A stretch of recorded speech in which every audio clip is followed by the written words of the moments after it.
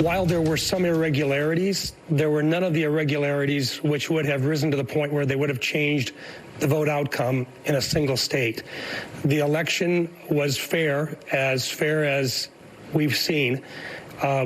We simply did not win the election as Republicans for the presidency.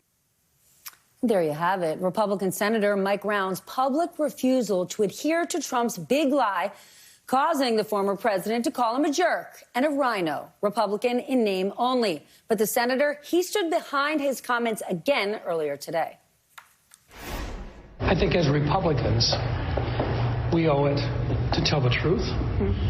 And I think integrity matters. And so, in my opinion, if we want to keep the confidence of our supporters and our voters, then we have to be honest with them. Okay, then, still with us, Michael Steele and Matthew Dowd. Michael, maybe a year late, but a Republican telling the truth about the last election. Is this going to catch on? Probably not as much as some would hope. But here's the rub. I applaud the senator's comments and thank him for saying that, because he's absolutely right. But here's the rub. When he was asked a little bit later on, so would you vote for Donald Trump if he's the nominee of the party in 2024? And he said, I will support the nominee of the party. And that's the rub. You cannot, on the one hand, say we've got to be honest and integrity matters, but then want to put back into power the very thing that undermined that integrity and put forth the big lie. And so this is the space that Republicans, like the senator, are going to find themselves over the next few months as they sort of roll out this kind of, emancipation moment where I'm free at last of Donald Trump, until they're asked, well, you're going to vote for him if he's the nominee. You're going to support his candidacy for the presidency. When you say no to that, in addition to the first part, baby, now we've turned a corner.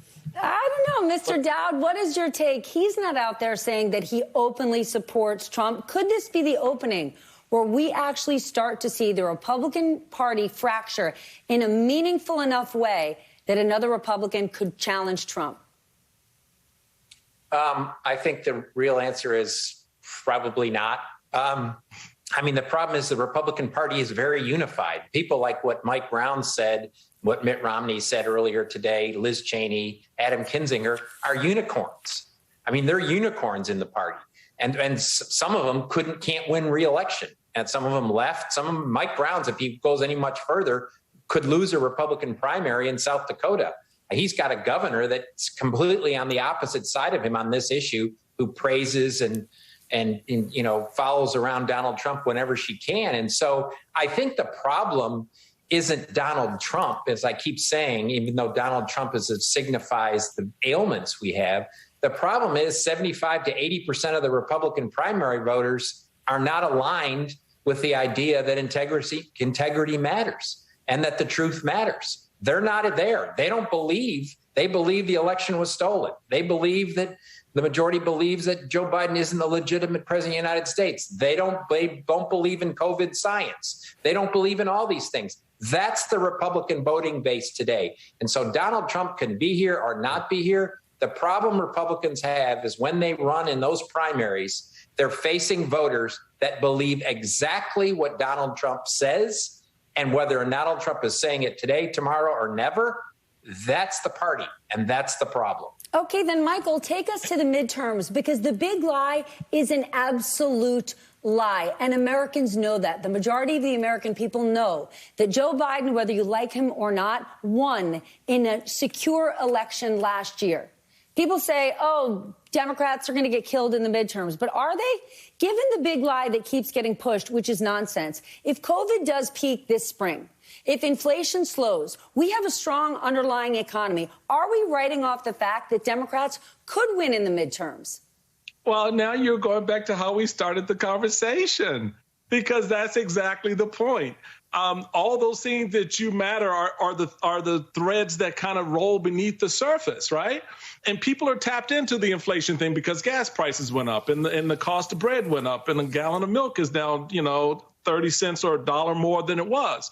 So, yeah, that piece is there. And it goes back to what Matt was saying about how you talk about this stuff in a way that people kind of see themselves reflected in it.